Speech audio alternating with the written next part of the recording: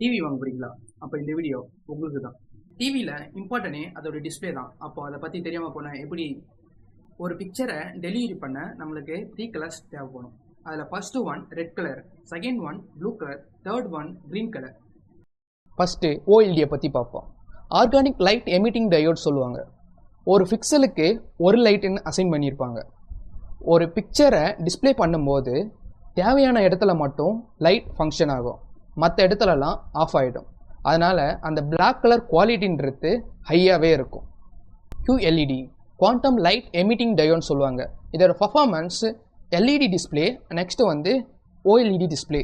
இதுக்கு மிடில் தான் இந்த QLED டிஸ்பிளே பர்ஃபார்மன்ஸ் இருக்கும். இது வந்து LEDயோட பர்ஃபார்மன்ஸ் ஹையாக இருக்கும், OLEDயோட லோவாக இருக்கும். OLED vs QLED அதோட டிஃப்ரென்ஸை பற்றி தான் இப்போ பார்க்க போகிறோம். ஃபஸ்ட்டு பிரைட்னஸ் எடுத்துக்கிட்டிங்கன்னா QLED தான் பெஸ்ட்டு பர்ஃபார்மன்ஸாக இருக்கும். நெக்ஸ்ட்டு கான்டெக்ஸ்ட்னு பார்த்தீங்கன்னா பெஸ்ட்டு பர்ஃபார்மன்ஸ் வந்து இங்கே OLEDக்கு போகும். ஏன்னா அதோட லைட் பர்ஃபார்மன்ஸ் வந்து எங்கெங்கே தேவைப்படுதோ அங்கங்கே மட்டும்தான் எரியும். Next weaving angle better performance வந்து OLED தான் போகும்.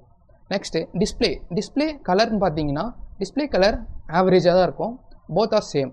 நெக்ஸ்ட் எனர்ஜி எஃபிஷியன்சி வந்து OLEDயில் தான் அதிகமாகவே இருக்கும்.